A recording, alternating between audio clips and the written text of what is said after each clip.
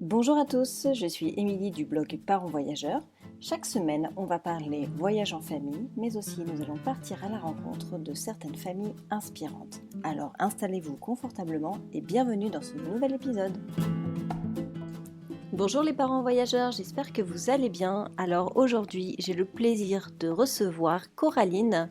Coraline est une maman qui fait partie de la communauté des parents voyageurs dans notre groupe Facebook et elle s'est portée volontaire en fait pour parler de son premier voyage en famille avec sa fille Agathe.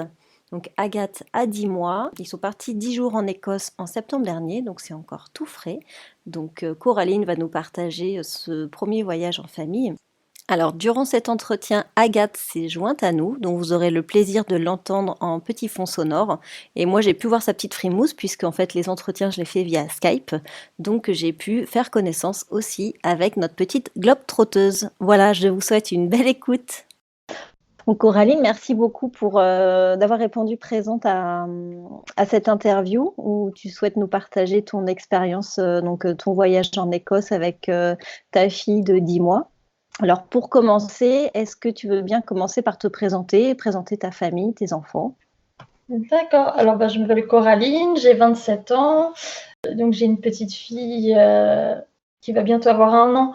Mais du coup, pour ces 10 mois, avec mon conjoint, on est parti 10 jours en Écosse. Voilà, on a fait un petit road trip en Écosse. On a loué une voiture, on a pris le sac à dos et puis voilà. Quelle place prend le voyage pour vous dans votre famille? Vous êtes des voyageurs, des grands voyageurs ou des voyageurs occasionnels? On aimerait partir voyager beaucoup plus souvent, mais nous, on le travail et après, c'est quand même un certain budget de partir, même quand on essaye de partir à petit budget, si on veut faire un minimum de choses, je pense qu'il faut partir quand même un petit budget pour pas avoir de frustration.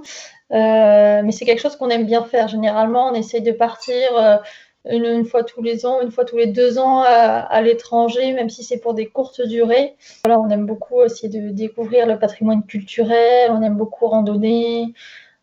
Vous étiez déjà des voyageurs avant d'être parents. Oui, on aimait déjà voyager. Alors, comment vous avez fait pour choisir votre première destination? Comment vous êtes reposé sur quels critères pour ce premier voyage?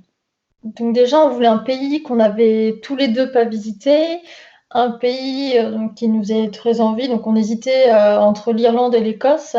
En plus, ce qui était pratique, c'est qu'il n'y avait pas énormément de vols.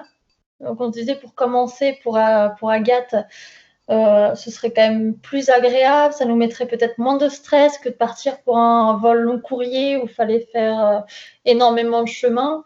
Donc on s'est dit petit vol, mais on reste quand même à peu près 10 jours sur place, donc c'est quand même pas mal. Donc je pense que la durée de vol a été importante pour ce premier voyage, parce qu'en fait on voulait pas faire subir quelque chose de désagréable. C'est hyper intéressant ce que vous dites en fait. Vous voulez qu'elle profite que des bons moments sans qu'il y ait trop d'inconvénients en fait pour elle en termes de confort, etc. Niveau logistique, niveau stress, parce que comme on savait pas forcément comment elle allait réagir, la pressurisation, comment elle allait réagir au monde d'un aéroport, il y a quand même beaucoup de monde, il y a quand même beaucoup de passages, ça peut être c'est stressant, il y a beaucoup de lumière, de choses comme ça. C'était un peu quand même l'inconnu. C'est pareil, le fait de déposer sa voiture, d'aller après à l'aéroport, des petites choses comme ça qui pouvaient déjà être assez stressantes. On ne voulait pas lui rajouter beaucoup de choses en plus, quoi. Et vous étiez stressée à l'idée de ce premier voyage?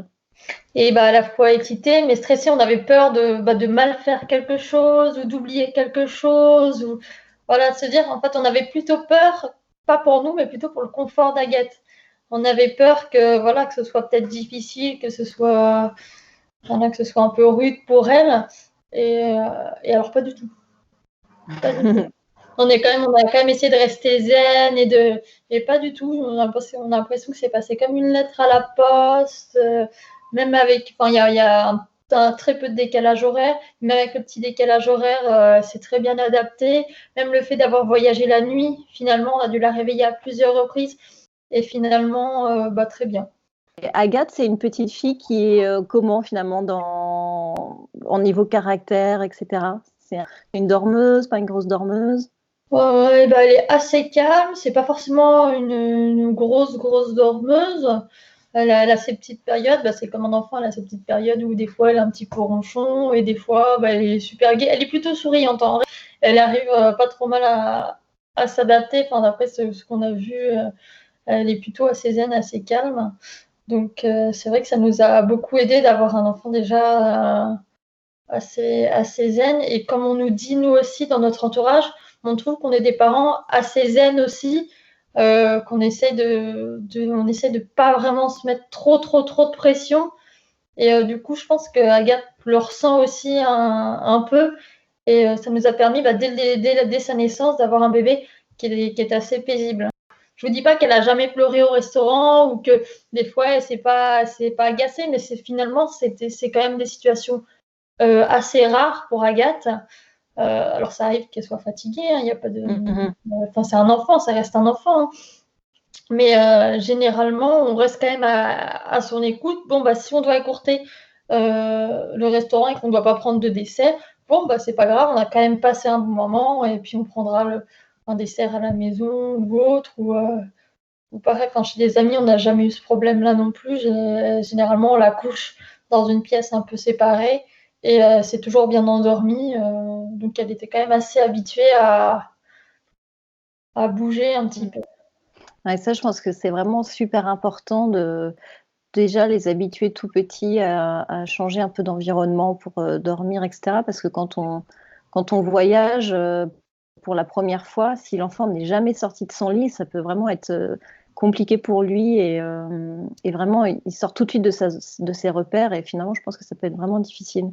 Donc, effectivement, je pense que vous avez raison d'avoir continué en fait votre vie d'avant et du coup, elle se cale, elle s'adapte à son nouvel environnement au fur et à mesure. Et je pense que ça peut être que bénéfique pour elle et pour vous, parce que vous, ça vous permet aussi d'avoir des moments à deux, et de continuer à sortir, etc. Bah oui, puis Ouais, parce- puis aussi de partager des moments à trois finalement qu'on partagerait pas forcément si on se disait bah on la laisse à la maison. Enfin, je pense que c'est bien de la sortir un peu de son cadre, qu'elle fasse des choses. Je trouve que personnellement, moi je trouve que ça la fait gagner aussi en autonomie, au niveau sociabilité. Je vois, c'est une enfant très sociable qui fait bon, c'est vrai qu'elle est petite, mais elle fait coucou à tout le monde, elle sourit à tout le monde. Elle, ouais, elle n'a pas peur, en fait. elle a pas peur, Elle se sent en confiance avec vous et du coup, elle y va, quoi. c'est ça. Ce premier voyage, donc elle avait 10 mois. Comment ça s'est passé? Est-ce que vous pouvez nous raconter un peu ce que vous avez fait là-bas? Voilà, comment s'est passé de manière générale votre voyage? Donc bah, nous, on est parti, on est de la région centre.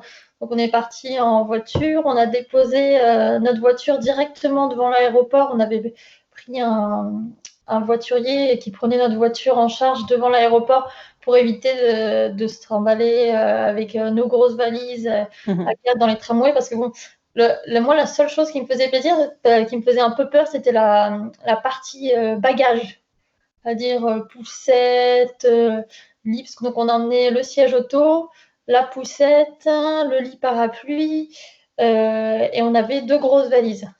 Donc ça faisait pas mal de bagages et du coup, on avait un petit peu peur qu'avec tous ces bagages, plus Agathe, ce soit un peu compliqué. Donc on a trouvé que le service, c'était Blue Valet et bah, c'était vraiment pas mal, ça nous a bien aidés. On est arrivés directement tout sur le chariot, ça a été très vite à l'enregistrement.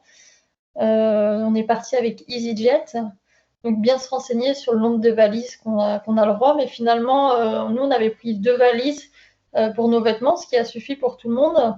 Et après, avec EasyJet, on a eu le droit gratuitement d'emporter le siège auto, le lit parapluie et la poussette. C'était une poussette pliante qui passe en poussette cabine.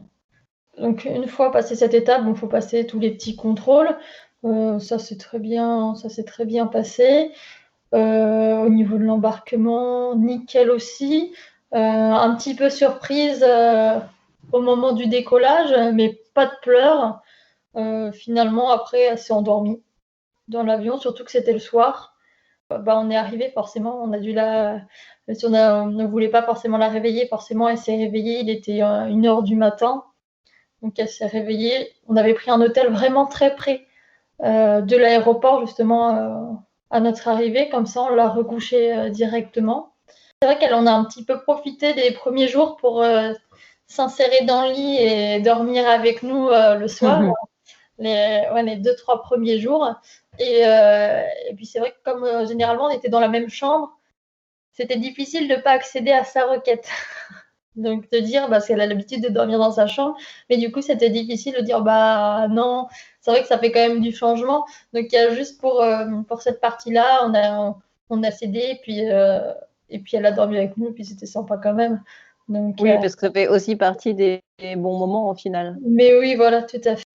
Donc vous aviez pris un vol super tard en fait Oui, dans la soirée. notre vol était à 22h, elle était retardée. On a perdu environ 45 minutes parce que du coup, ils n'étaient pas prêts. Et du coup, on est arrivé un peu tard. Ouais. Sur le coup, on n'était pas hyper ravis, mais vu qu'elle disait rien, on s'est dit c'est pas grave, on va se coucher. Et ça s'est bien passé. Après, le lendemain, bah, c'est vrai qu'on s'est levé pas trop tard parce qu'on avait pas mal de routes. On avait prévu une petite étape à l'autre bout de l'Écosse pour prendre le Poudlard Express, le train d'Harry Ah oui. Potter avec Agathe. Et c'était la seule date où il restait de la place. Donc, on a fait directement le lendemain matin, pratiquement 3 heures de route, ce qui finalement a permis à Agathe de dormir tout le long et de rattraper le petit retard de sommeil qu'elle avait pu avoir, parce que forcément, c'est plus dur de s'endormir dans un aéroport ou dans un avion que dans son lit. Et puis après, bah, la journée, nickel. Elle s'est bien, enfin, au niveau des repas, elle s'est plutôt bien calée. Voilà, on avait pris tout ce qu'il nous fallait. Nous, on avait anticipé, on avait quand même ramené des petits pots, des petites choses pour pas être obligé de directement faire les courses. Voilà, on avait ramené au moins pour 2-3 jours de repas pour elle. Voilà, au cas où si on ne trouvait pas forcément ce qu'on voulait sur place. Et Et finalement, vous avez trouvé facilement ce que vous vouliez ou vous avez dû vous non, adapter? finalement, on a trouvé hyper facilement. Il y avait des supermarchés assez près. Bon, j'ai pas joué la maman modèle à faire des petits pots pour ma fille et à cuisiner tout le temps. Hein. J'ai pris des petits pots tout près qui nous permettaient d'aller faire les petites randos qui étaient faciles à manger, faciles pour quand si on s'arrêtait dans un petit shop ou dans Oui, un c'est ça, restaurant du facile à facile. réchauffer. Donc, j'avoue que pendant les 10 jours, elle a mangé aucun repas maison. Voilà, ça l'a pas du tout perturbée. Elle a quand même tout le temps hyper bien mangé. C'était plutôt cool déjà d'avoir un bébé qui mange bien. Ça veut dire que tout va bien en règle générale. Exactement, c'est Ouais. vrai. Et du coup, vous avez visité quoi? Vous avez fait quoi comme itinéraire en Écosse? Alors, on a fait pas mal de petites randonnées, donc en porte-bébé.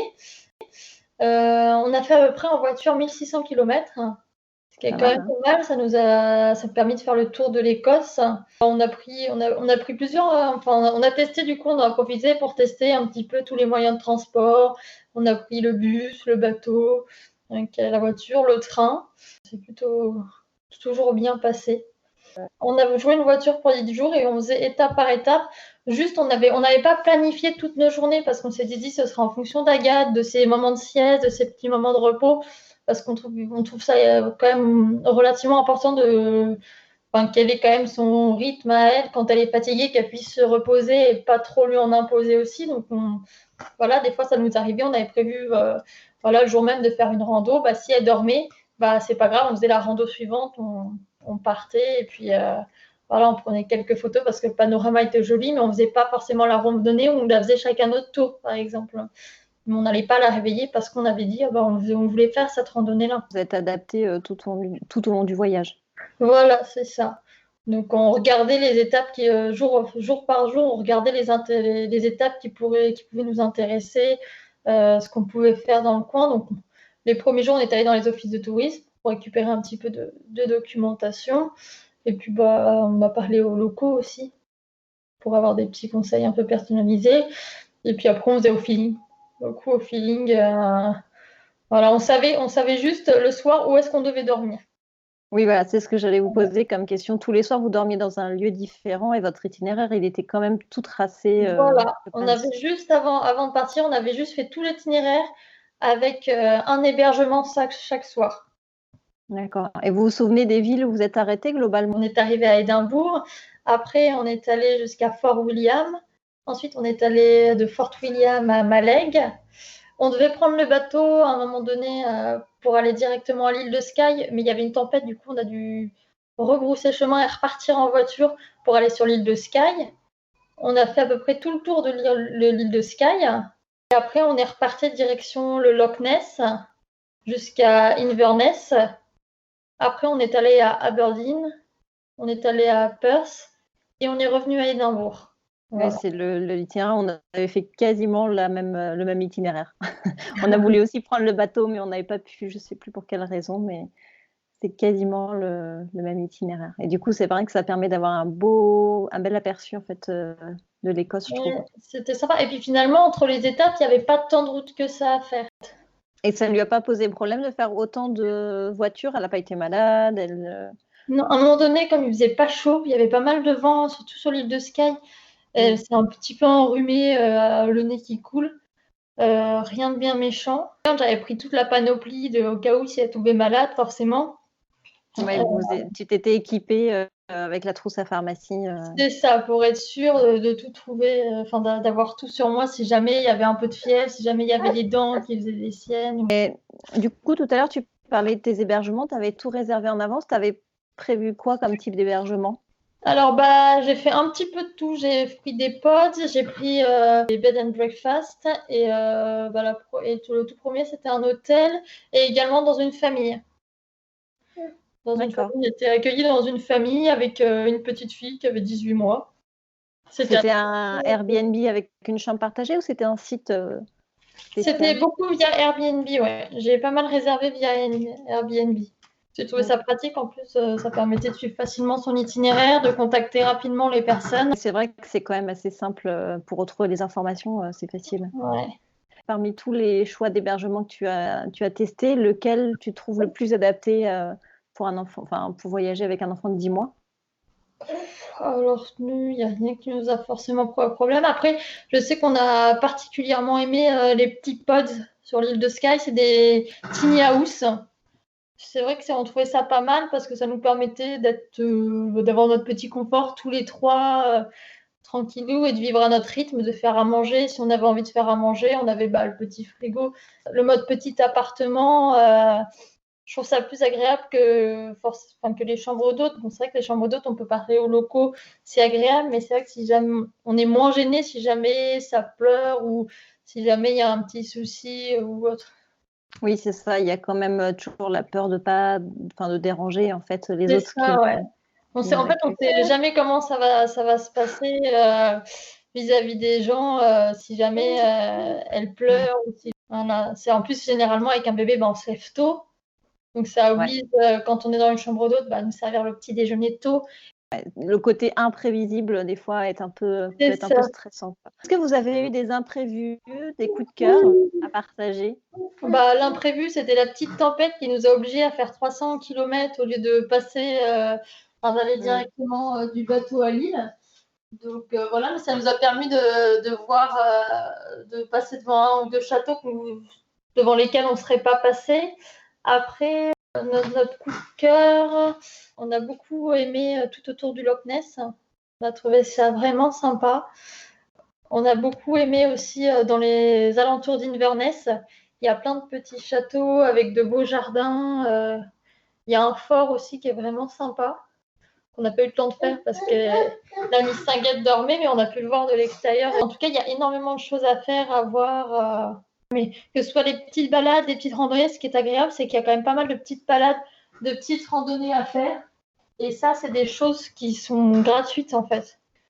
On n'a pas besoin de payer en plus pour voir. L'inconvénient, moi j'ai trouvé par contre pour l'Écosse, c'est que les châteaux sont très très chers. Notamment à Édimbourg où on paye plus de 24 € de mémoire pour le visiter. Je trouvais que 24 € par personne, même si c'est gratuit pour la petite demoiselle, ça fait quand même assez cher.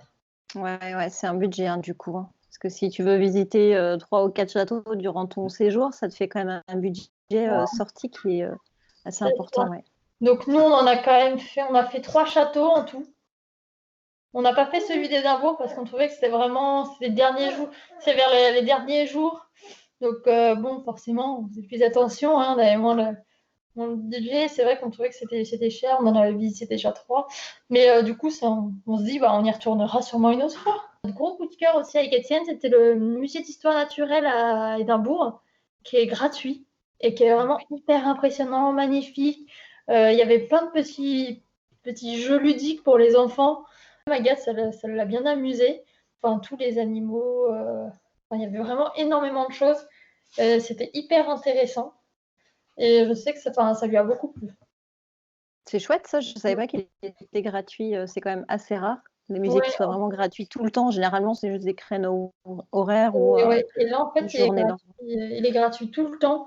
Il est immense, mais immense. Le bâtiment est magnifique. Mais vraiment, à l'intérieur, c'est magnifique. Du coup, bah, le fait de ne pas avoir payé le musée, il y a un petit plan de restauration dans le musée. Du coup, bah, nous, on s'est posé là pour prendre un petit déjeuner. On y a passé toute la matinée. ouais, quand même, On y a c'est passé sympa. toute la matinée. Il est très grand et encore, on n'a pas tout fait. C'est un bon plan, si jamais il fait pas beau et C'est on ça. cherche à visiter un musée avec les petits. Quels sont les conseils que tu pourrais donner à des jeunes parents pour leur premier voyage avec leur enfant, avec leur bébé pour le coup? Avec leur bébé. Alors, bah, le plus facile à dire, mais le moins facile à faire, c'est éviter de trop stresser. Voilà. Bon, préparer son voyage, certes, un minimum. Pas trop en faire, parce que de toute façon, on peut pas tout prévoir avec un bébé. C'est pas possible. Enfin, après, enfin, on est quand même obligé de s'adapter au rythme du bébé, bah, pour qu'il se sente bien, pour que tout au long du séjour, ça se passe bien. Faut respecter, je pense, les horaires de sieste. Faut respecter la fatigue du bébé pour qu'il soit pas grognon. Donc voilà, éviter de stresser, préparer un minimum sans trop en faire. Prendre du plaisir à voyager avec. Avec son enfant, oui, tout à fait, la base. Et justement, par rapport à l'organisation, tu n'avais pas établi de plan, mais globalement, c'était quoi ton planning de jour? Comment tu faisais pour gérer les siestes, etc. Agathe, elle a des siestes à peu près assez régulières. Donc c'était assez simple à gérer sur ça. Et on a eu la chance, elle dormait très bien en voiture. Elle faisait pratiquement toutes ses siestes en voiture. On s'arrangeait pour faire la route au moment de ses siestes. Ou si elle avait une sieste le matin, bah, on s'arrangeait avec l'hôte, ou si on était dans un hébergement, on s'arrangeait pour rester un petit peu plus longtemps, quitte à finir sa sieste. Généralement, ils sont très gentils, ils disent oui. C'est quand même assez facile de s'arranger. Pour toi, quels sont les inconvénients et les avantages de voyager avec un enfant de 10 mois? Bah, les avantages, c'est qu'on profite de son enfant et qu'on se fait des super souvenirs, hein. Et les inconvénients, c'est que bah, s'il y a des petits moments de crise, bah faut pas avoir honte, quoi. Voilà, si jamais, c'est vrai que des fois ça peut mettre assez mal à l'aise, bah surtout qu'on sait jamais comment. Déjà en France, des fois c'est pas facile quand ton enfant il pleure en public, mais à l'étranger on sait encore moins comment c'est reçu. Alors Ouais. je sais que nous encore, Agathe elle est quand même assez cool, mais je sais qu'il y a une nuit dans un hébergement, elle a pleuré longtemps. Elle a pleuré longtemps et on savait pas quoi faire pour la calmer. On savait pas si c'était à cause du rhume. Je pense qu'elle avait du mal à dormir. Et du coup, c'était assez gênant. Bon, quand on s'est levé le matin, forcément, on s'est excusé. On dit, ah bah, on n'a rien entendu, il n'y a pas de souci, pas Ouais, c'est cool. une petite gêne. Et puis à la fois, c'est normal aussi que les enfants, à un moment donné, ils ont besoin de lâcher, parce Oui, qu'on tout les à fait. emmène, on leur chamboule le rythme, mais des fois, ils ont besoin aussi d'extérioriser tout ce changement. Et c'est vrai que C'est quand ça se ça. fait la nuit, on est un peu Ouais, voilà. en stress. Pour nous, c'était pas très grave. On s'était dit qu'on avait enfin, qu'on a des voisins et que on avait peur qu'au bout d'un moment, les voisins viennent toquer à notre porte et nous disent, c'est bon, voilà. Mais en fait, ils sont très compréhensibles. Comme en France, enfin, ils savent qu'un enfant reste un enfant. Et est-ce que tu as trouvé de manière générale que l'Écosse est assez kid-friendly? Est-ce que les gens sont contents d'accueillir des enfants? Ils sont bien les bienvenus dans les lieux publics? Moi, j'ai pas de soucis. Enfin, par rapport à ça, il n'y a pas eu de problème, même pour prendre le bateau ou autre, même dans les hébergements. Il y avait toujours des chaises hautes. Je trouve qu'il n'y a pas un seul restaurant qui n'avait pas de chaise haute. Donc ça, c'est quand même plutôt agréable. Mm. Pareil, dans pratiquement, finalement, on avait pris le lit parapluie, mais dans les trois quarts des logements, même si c'était pas noté, il y avait un lit parapluie. Alors des fois, c'est un coût supplémentaire, ils demandent de louer. Mais dans certains hébergements, bah, il y avait, sans qu'on le sache, le lit parapluie. Il y a même dans certains hébergements, ils nous avaient tout installé déjà, leur lit parapluie, le lit était fait. Il y en a dans un hébergement, ils avaient même préparé une caisse de jouets pour Agathe, un petit tapis d'éveil. Et Agathe, quand elle a vu ça, elle était aux anges. Ça, c'est top, c'est des petites attentions, ça coûte pas grand-chose et ça fait tellement plaisir aux enfants et aux parents que c'est Ouais. vraiment top. C'est quoi la prochaine destination? On ne sait pas trop encore. On aimerait bien tester l'Irlande. Parce que pareil, c'est pas trop loin, et puis c'est un pays qui nous a toujours attirés. Je sais pas si on va partir très très loin tout de suite avec Agathe, parce qu'on sait pas s'il y a un réel intérêt, si elle va se souvenir vraiment de ce voyage, ou si ça va, enfin, quitte à faire un voyage un peu plus long, on préférait qu'elle soit un peu plus grande pour en garder le plus de souvenirs possible, parce que c'est pas des voyages qu'on peut faire forcément facilement. Alors que partir en Écosse ou en Irlande, même sur un week-end, 4-5 jours, c'est quand même faisable plus rapidement que de partir à l'autre bout du monde. Après, c'est vrai que par rapport aux souvenirs, c'est clair, à cet âge-là, non, ils s'en souviennent pas, mais après, c'est vrai que ça reste de l'émerveillement, ça reste de la curiosité, de l'ouverture, etc. Puis après, en grandissant, aller un petit peu plus loin, voir aussi elle comment est-ce qu'elle a envie de, enfin ce qui va lui plaire de faire avec nous quand elle va grandir aussi. Si elle va être demandeuse de ce genre de choses. Ouais, voir en fonction aussi de son évolution, si elle marche bien. En fonction de son caractère aussi, parce que enfin, je suis consciente que tous les enfants n'ont pas le même caractère et qu'avec certains enfants, c'est peut-être moins facile de voyager. Après, il faut avoir confiance en son enfant. Il faut tenter. Oui, c'est ça, il faut tenter. Et puis je pense qu'il faut tenter aussi à différentes périodes de l'enfant, en fait, en fonction de l'âge, même si par exemple en dessous d'un an c'est compliqué pour plusieurs raisons. Ça veut pas dire qu'il faut pas retenter quand il aura 2 ans, 3 ans, 4 ans, Ouais. Et parce puis que personnellement, il passe des étapes. sur le papier, moi au départ, j'ai trouvé ça compliqué et au final, c'était tellement simple, ça s'est tellement bien passé, c'était tellement naturel que finalement, enfin, je me dis, enfin, faut que les gens ils en profitent, faut qu'ils le fassent parce que finalement, enfin, prendre son bébé avec soi, le mettre sur le porte-bébé, bah au pire, enfin au mieux elle regarde, au pire elle s'endort et elle est quand même bien, elle est avec nous. Finalement, enfin personnellement, moi j'ai pas trouvé ça infaisable, j'ai pas trouvé ça très compliqué une fois sur place. J'ai trouvé ça même plutôt simple. Et Donc, pourquoi c'était simple? Est-ce que vous étiez, est-ce que tu penses que c'était par rapport à votre état d'esprit? Que vraiment Agathe est vraiment un bébé facile? je pense que c'est un mélange des deux, parce qu'on se prenait pas la tête, parce que si on faisait pas quelque chose qu'on avait envie de faire, et ben on se disait c'est pas grave, on va faire autre chose d'aussi bien. On n'avait pas un programme, disons qu'on n'était jamais dans la déception, ah bah mince, on voulait faire ça, on peut pas le faire, ou faut absolument qu'on fasse ça. Donc du coup, en fait, on n'était pas stressé parce qu'on s'était pas mis un timing de fou, on s'était pas dit on veut visiter ça, ça, ça et ça. Donc du coup, nous, on n'était pas stressé. Donc Agathe, Mm. par rapport à ça, n'était pas stressée. Et je pense que du coup, ça a fait qu'elle était quand même relativement zen et hyper Mm. facile. Pour toi et ta famille, c'est quoi ton rêve le plus fou? Moi, j'aimerais bien partir quand Agathe est un peu plus grande, faire un petit tour du monde. J'aimerais beaucoup. Je sais que mon conjoint, je sais qu'il aurait envie, mais si je le pousse à le faire, si je lui dis pas viens, on le fait, on l'organise, je sais qu'il le fera pas forcément de lui-même. Je crois qu'Agathe aussi dit qu'elle aimerait bien faire un tour du monde. Mais par contre, je veux pas qu'elle ait cet âge-là. Je veux qu'elle puisse en profiter. Je veux qu'elle puisse vraiment se souvenir, s'imprégner des cultures qu'on visite. Donc forcément, ce sera pas à cet âge-là. Et si j'envisage d'avoir 2 enfants, ce sera pareil. Enfin, je veux attendre que mes autres enfants grandissent un peu.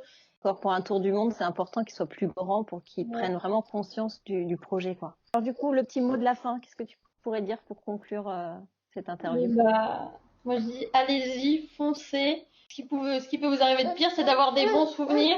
Et même s'il y a des petites anecdotes qui sont un peu moins sympas, au final, vous en rigolerez bien.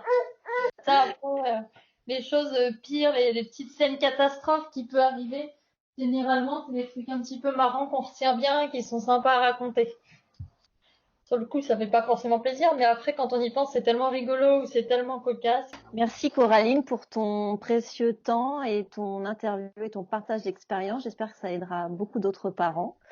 Bah, j'espère, c'est vraiment des souvenirs hyper sympas. On a pris des photos hyper sympas et hyper belles et je pense que même si elle s'en rend pas compte, ça a fait du bien à Agathe de faire quelque chose juste avec ses parents, juste de partager un moment convivial et un super moment. En plus, quand on est en vacances, quand on est en vacances ailleurs, on n'a pas la pression du travail, on n'a pas, enfin, on n'est plus du tout dans notre quotidien, donc pour notre part, on était encore plus zen que d'habitude.